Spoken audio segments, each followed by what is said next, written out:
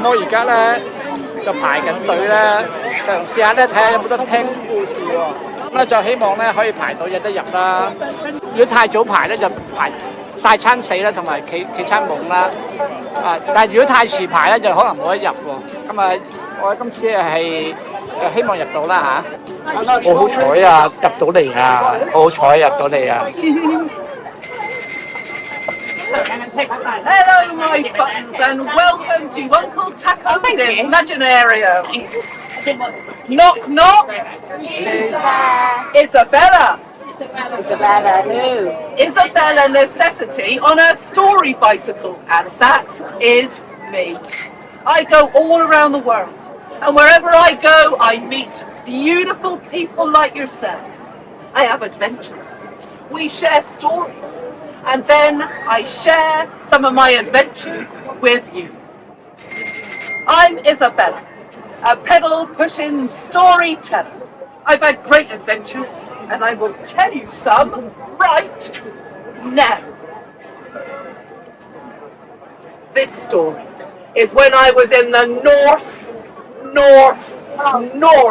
of the world. A land of giants, trolls, a land of snow-capped mountains and icy glaciers, a land of beautiful jumpers. In fact, I can show you exactly where I was. I was right here. In the foothills of the mountains, me and Dillis, my trusted story bicycle, we were free-wheeling down this hill.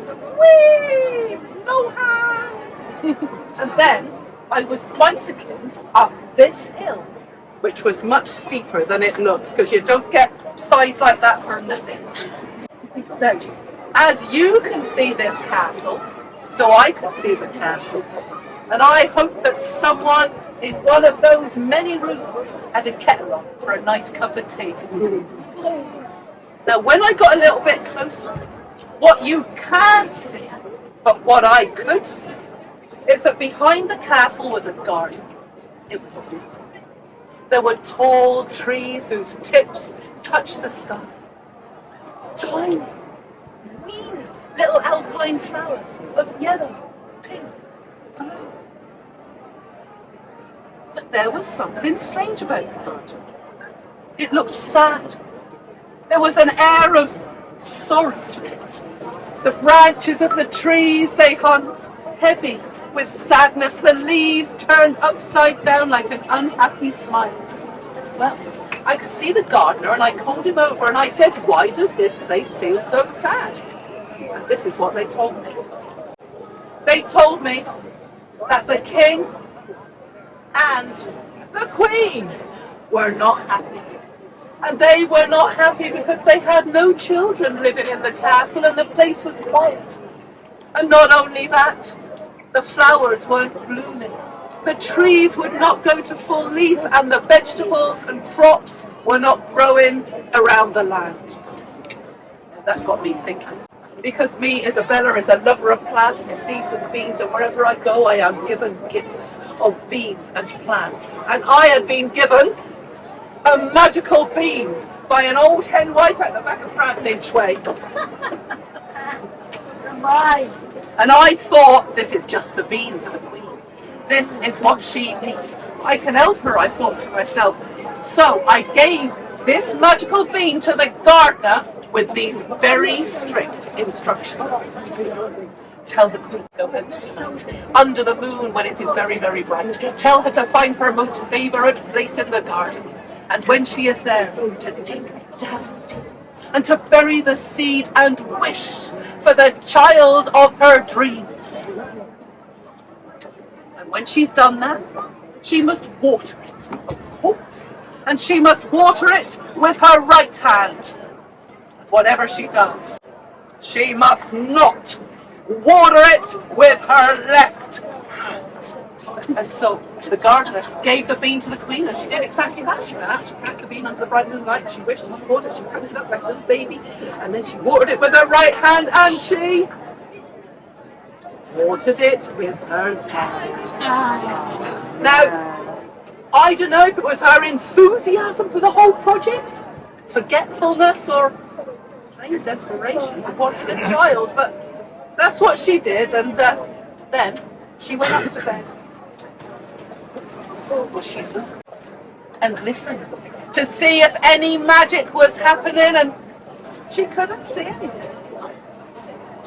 But down below the ground, roots were going down and shoots were coming. And right where she had planted the beans, out came a golden flower. And as those petals opened wide, a golden child was found inside. The first light of morning shining through the bedroom window of the Queen, and she went down the stairs into the kitchen, out through the doors into the garden, and when she saw the baby in the blue, well, her heart skipped a beat. But she was a queen, and they have very many duties to perform, don't they? Hello! I am the Queen. It's a very special occasion this weekend. I'm very, very busy. Anyway, you may recognize me from the stands. Hello! And what do you do? Oh, lovely, lovely, lovely. Hello! And what do you do? Lovely, super, super, super. Hello. Lovely to meet you. Charmed, I'm sure. I name this child Precious Petal. And the Queen was just about to take Precious Petal inside for breakfast when the ground began to shiver and shake, to tremble and tremble, and out from the ground came another flower with a girl with a different kind of power. And not only that, she jumped out of the flower onto the back of the billy goat. A red spoon appeared in her hand and she cried out, "Mom! Mom! Wipe my bum!" The Queen was flabbergasted. And she took one look at the girl with her tatty hair and her tattered clothes, and she said, I name this child Tatty Hood. and she took both girls inside the palace with her kids. Now, those two sisters were very different. The Queen had got a lot more than she bargained for. But they loved each other like two peas in a pod, Precious Petal and Tatty Hood. And they grew up well and happy in the castle, you would, wouldn't you? Living in great big gardens and loads of rooms and toys. What do you think they liked to play? What would you play if you lived in a castle? Hide and seek, classic, madam, isn't it? Absolute classic, yeah. In behind all the trees and underneath the beds and all over the place. They love playing hide and seek. What else do you think they like to play? Kakakooch. Yeah, they love that one. That's a classic as well. Yeah. What kind of toy do you think they had? Basketball. They had a golden basketball and a silver, and they were very good. Very good. And a football. They had all the games, and they'd invite all the children over from the village as well to play and all around. They had a lovely time. Yes, they put little buttercups and daisies in all their dolls' hair. But the day came, as the day sometimes does, when everything changed. And when they heard this sound, well, the Queen, she thought that it was rain. Can you help me with this sound? Wait a little sound. Can you make that sound? And then it got louder, and the King said, "This thunder and lightning, shut the doors and shut the windows." But Tatty, she knew exactly what it was. And she said, "Hi everybody! The trolls are coming! Oh no! We will mash you! we will smash you! We're the Chow Girls, we come to get ya! Chow Girls will burn you in a stew, roast you for a human life when you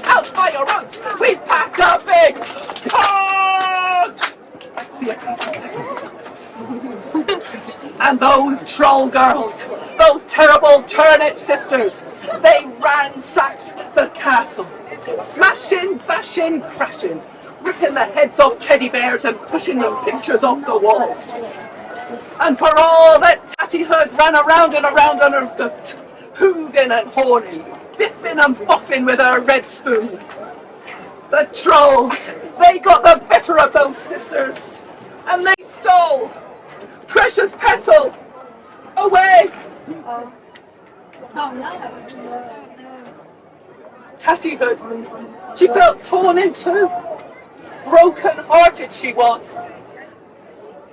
So she decided to go and ask her mum and dad, the king and the queen, a question. So riding the goat, red spoon down by her side, she trotted down the long corridors to the throne. And when she got there, she asked the queen if she could have a boat. You can have 1,000 boats. Take all of my most cunning captives. But Tatty Hood, she said, no. I will be captain of my own ship. Captain of my own ship with everything I need. I'm nothing without my sister, we're from the same sea. Sailing the seas. Come on then. Riding the waves. Riding the waves. I'm nothing without my sister. Nothing without my sister. We're from the same sea. We're from the same sea. Beautiful instant choir. 3 days and 3 nights Tatty Hood sailed across those oceans. Planning, plotting, scheming. What her would do when she reached the very north of the world and the land of the trolls. And when she got there, she was ever ready for the sight, the sound, and the smell of them. And when she heard the sound, well, she knew it wasn't rain. And when it got louder,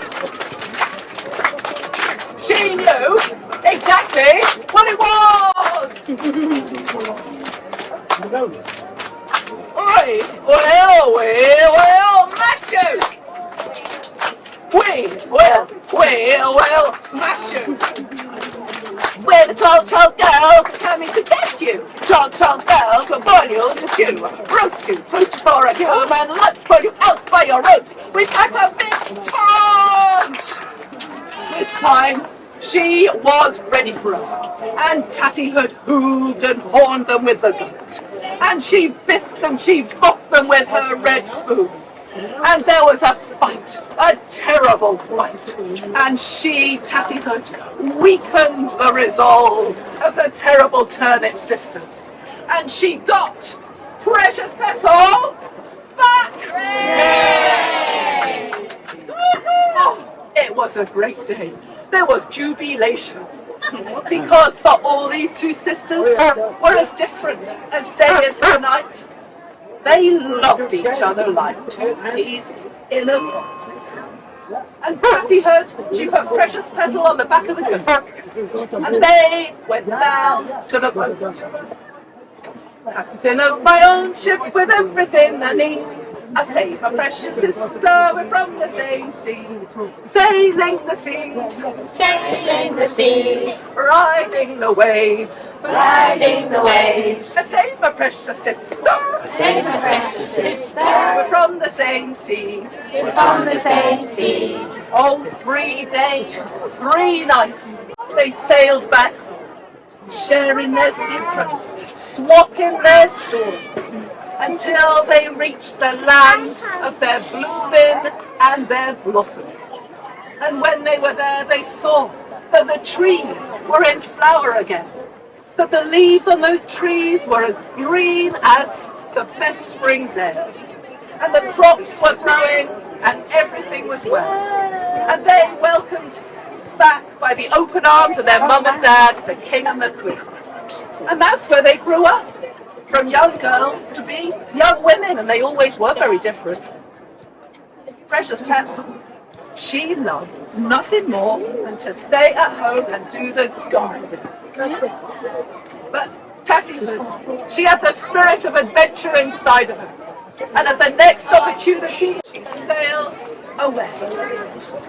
Captain of my own ship with everything I need. Said goodbye to my sister, we're from the same sea. Sailing the seas, Sailing the seas, riding the waves. riding the waves. Saying goodbye to my sister. Say goodbye to my sister. We're from the same sea. We're from the same sea. So it just leaves me to tell you that Precious Petal and Tatty Hoods lived happily ever after, and so may you.